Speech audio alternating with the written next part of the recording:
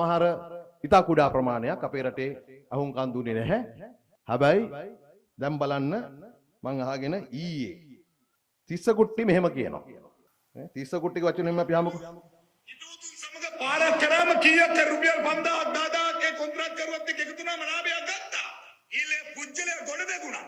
ඊළඟ ඡන්දෙදි ඡන්දිල්ල එන්න පුළුවන් විදියට මහින්ද මහත්තයා දීපු සංවර්ධන වැඩවලින් ගොඩ බැගුණා. අංගන දෙයක් නෑ සමහර පළාත් පාලන මන්ත්‍රීවරු හිතවතුන් සමග පාරක් කරාම කීයක් රුපියල් 5000ක් 10000ක් ඒ කොන්ත්‍රාත් කරුවත් එක්ක එකතු වුණාම ලාභයක් ගත්තා.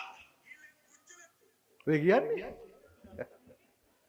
බලන්නකො ඉතින් එළිය කියන්න පුළුවන් ගාන්නේ 5000 10000 නේද? එළියේ මේ ප්‍රසිද්ධ රැස්වීමක කොන්ත්‍රාත් එකක් කරනකොට 5000ක් 10000ක් ගත්ත කියලා කෙලින් ප්‍රසිද්ධිය කියනවා. ගත්ත ගමන් ඊට වඩා වැඩි. දැන් මෙහෙම ඔය කොන්ත්‍රාත් කරුවා මොකද කොන්ත්‍රාත් කරුවා මේගොල්ලන්ට මේ වගේ කොමිස් එකක් පගාවක් දුන්නාම ඒක ඒ කොන්ත්‍රාත් එකට එකතු කරනවා. එතකොට පාර හදන්න ගිය වීදෙන්ට වැඩි ප්‍රමාණයක් මුදල් ඒගොල්ලෝ අය කර ගන්නවා. එක්කෝ මුදල් වලින් අය කර ගන්නවා නැත්නම් පාරේ ක්වොලිටිය වටනවා. ආන් එතකොට තමයි කිව්වාගේ පොඩි ගම් වතුරක් ආවම හොදලා යන පාරවල් එන්නේ. ඒගොල්ලෝ ලාභ රේට්ටු අඩු කරගෙන නැහනේ. දැන් මෙහෙම ගසා කාලා දීපල ගොඩ ගහගත්ත කට්ටිය ගේ සමහර දීපල ගැන එළිදරව් වුණා පහුගිය දවස්වල. ඔබ දන්නවනේ 2022 අරගල සමයේ එක තැන්වල ගෙවල් ගිනි තැබීම් සිදු වුණා.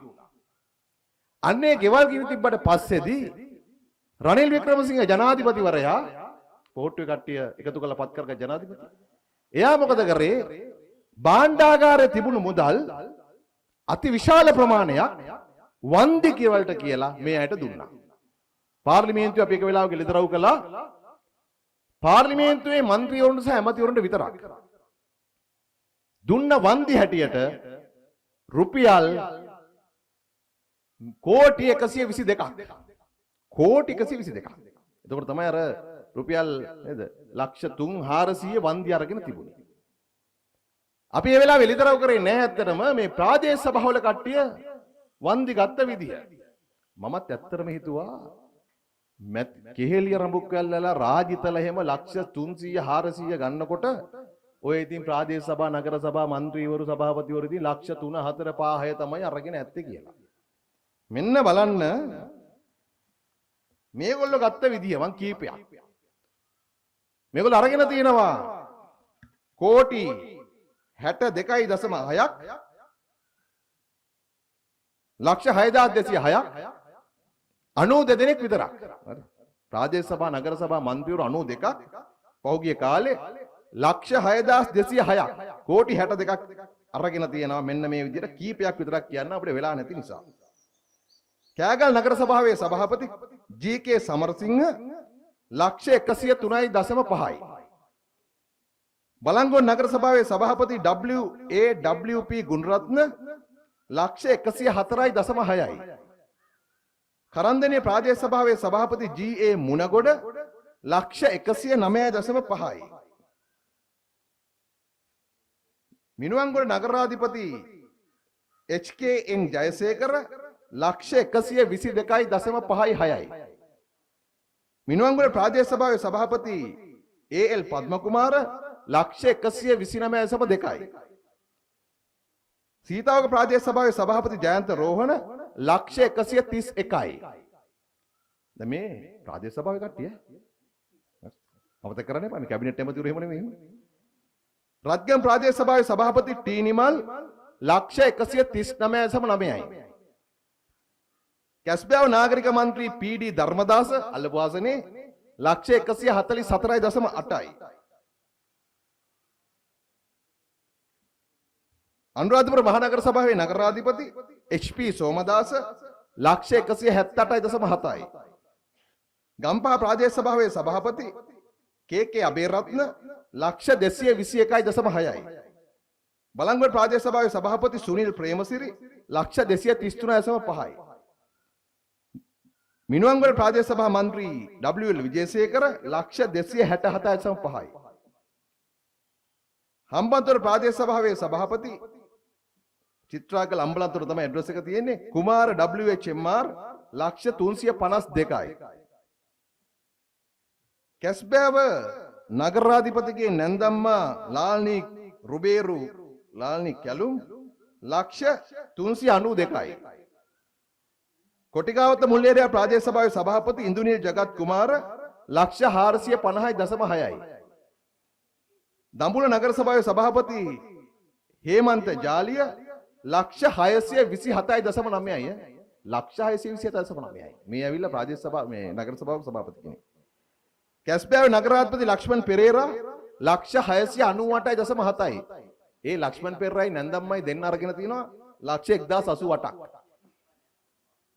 මේ සේරම ගත්තොත් එහෙම ඔබේ බදු මුදල් භාණ්ඩාගාරයට ඔබ යවපු බදු මුදල් තමයි පහුගිය කාලේ මේ විදියට තමන්ගේ හිතවතුන් අතර බෙදාගෙන තියෙන්නේ. දැන් මේවට වෙනම පරීක්ෂණ යනවා. මොකද ආණ්ඩුවෙන් වන්දි ගත්තට අමතරව සමහර අය රක්ෂණුත් අරගෙන.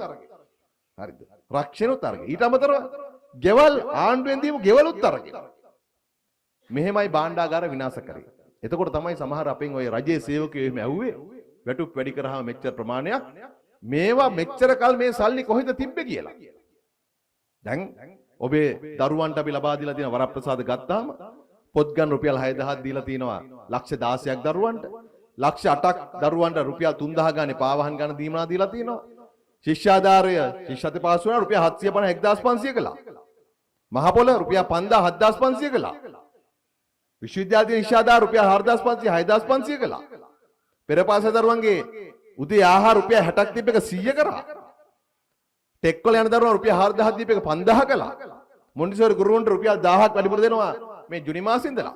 වග්වර දීමනා වැඩිහිටි දීමනා විශ්‍රාම වැටුප් ආවාස සහිතර දෙන ඒවා ඔක්කොම වැඩි කළා තියෙනවා. මේ ආදී හැටියට මේව දෙන්න පුළුවන්කම ලැබුණේ කොහොමද?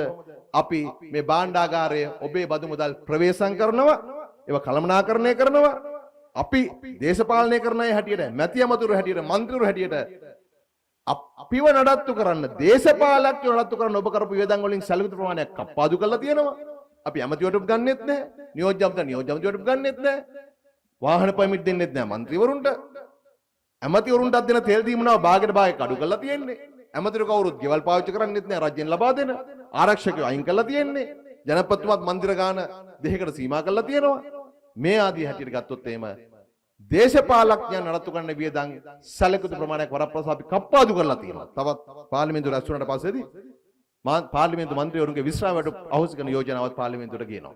ඉතින් මෙහෙම කරලා තමයි මේ භාණ්ඩාගාර ආරක්ෂා කරගෙන ඔබට දේවල් දෙන්නේ. ඔබට දේවල් දෙනවා. ඉතින් බලන්න ජනාධිපතිවරණයේදී මහමැතිවරණයේදී ඔබ දීපු කතිරයට ඔබ හිතනට වඩා සමාජ වටිනාකම එකතු කරලා තියෙනවා. අන්නේ වටිනාකම තවත් ගුණයකින් වැඩි කරන ඡන්දයක් තමයි මැයි 6 එන්නේ. අයේ පළාත් පාලන මැතිවරණයේදී මාලිමා වෙනුවෙන් කතිරේ ගහන්න. ඒ ගමේ කෙනෙක් යවන එකට විතරක් නෙවෙයි අර සංවර්ධන ව්‍යාපෘතියේ ගමේ කොටස්කාරයා නිර්මාණය වෙන්නේ. ජනාධිපතිතුමා තරම්ම, ඇමති මණ්ඩලයේ තරම්ම, පාර්ලිමේන්තු මන්ත්‍රීවරු තරම්ම අපේ කැපවීමක් කරන්න පුළුවන්. අදූෂිත සලස්පකතු වැඩ කරන්න පුළුවන් අය තමයි පොරණ ප්‍රාදේශ සභාවේ පුරවන්න ඕන. පොරණ ප්‍රාදේශ සභාවේ හොඳ බලයක් අරගෙන අපි හොරණත් ගොඩනගමු. ඒ වෙනුවෙන් සියලු දෙනාට ශක්තිය ධෛර්ය ප්‍රාර්ථනා කරමින් එනම් මම නතර වෙන්න බවමසු.